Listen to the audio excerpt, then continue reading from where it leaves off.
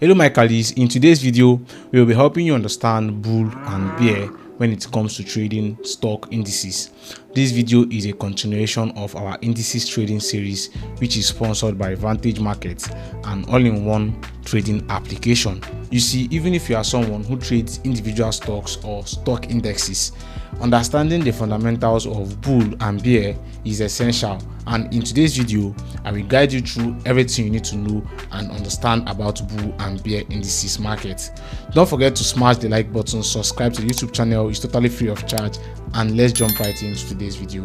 Let's go. A bull market is a period of sustained price increases in the financial market, usually lasting for months or even years. Most times, a 20% increase from a recent low is considered the benchmark for a bull market. So now I'm going to be showing you a live example of what a bull and bear market means in indices trading. I'm going to be making use of the Vantage Market application. Want to sign into the app or sign up. If you don't have the app, I'll leave a link in the description and comment section for those who don't have the application to go download the app. It's a very good application when it comes to trading indices and other commodities or other financial markets.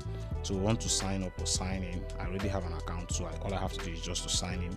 If you don't have an account, you sign up and then you do your KYC, which involves you submitting a picture of your proof of identity. I will encourage you to use your international passport and then a proof of address, which has to do with you submitting maybe your NEPA bill or utility bill. They are all the same thing. So we sign into the application. When we sign into the app, we are welcome with onto this home page, to your watch list page, and then you can see there are various financial markets you can trade. You can trade forex, crypto, share CFDs and indices. So what you are focused on right now is indices. So you click on the place that says indices. Now you can see various indices listed on the Vantage Market application. So we want to make use of the DJ30, the Dow Jones Industrial Average. So we click on it. So when we click on it, you can see the chart here. We are currently in the 1 week chart, and you can see the 1 minute chart, you can see the 5 minute chart, you can see the 15 minutes and 30 minutes and 1 hour and 4 hours chart. So let's make use of the 30 minutes chart. So this is the 30 minutes chart, and as you can see here, this upward movement, like this upward movement you're seeing right here now, this one you're seeing right here now is a bull market. It's a bull market. And then this one that happened down here that went in, that were these ones that are just ranging, these ranging candlesticks that are down are actually they are bearish. See, they are just ranging here. Let me see if I can find another example. So this is another example of a bear market. This one that went down. So the downward movement is a bear market, and then the upward movement, as you can see here, is a bullish run in the last 30 minutes. So I hope that makes sense. So that's what a bear and a bull market means when it comes to trading the financial market. During a bull market, prices of various assets like stocks, bonds, commodities, and even real estate are usually on the rise. Most times during this period, the economy is performing very well, with unemployment rate being very low and lots of companies' profit being on the rise as well. An example of a bull market is the bull run which happened in the US from March 2009 to February 2020, which is the longest in the United States history. Another good example of a bull market is the dot-com bubble of the late 1990s. This bull market was driven by excessive optimism and speculation, eventually leading to a crash, or you can see a bear market. Talking about bear market, a bear market is just the opposite of a bull market. It is a period of sustained price declines in the financial market, typically lasting for months or even years. It is characterized by investors' pessimism and fear, leading to increased selling of assets and decreased buying, pushing prices further down. Alright, now that you have got an idea on what bull and bear markets mean in indices trading, let's dig a bit deeper into how these market conditions actually affect the different type of indices out there, as it is crucial for us to grasp this because, well, understanding how market conditions impact various indices can really help us to make smarter investment decisions and navigate through the ups and downs of the financial world. So let's talk about how different industries play into this. You see, the condition of the market, whether bull or bear, don't treat all industries the same way.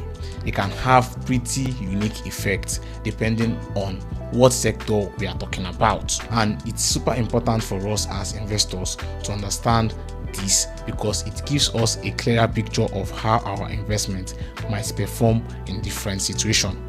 Alright, let me break it down.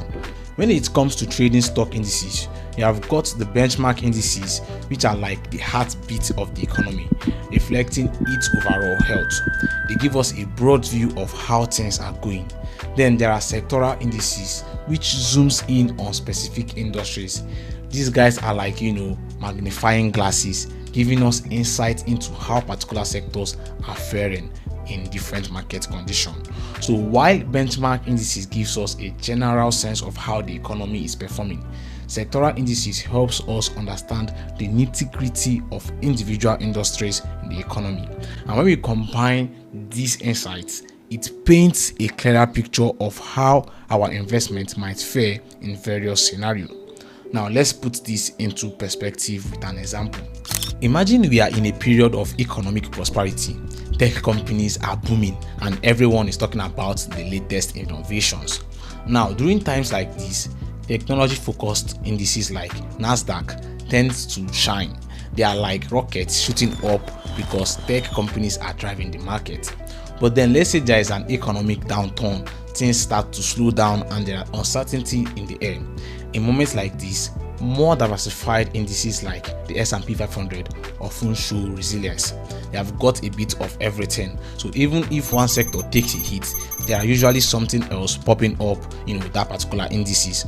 So by understanding how different types of indices react in various economic scenarios, we can better position ourselves to make informed investment decisions.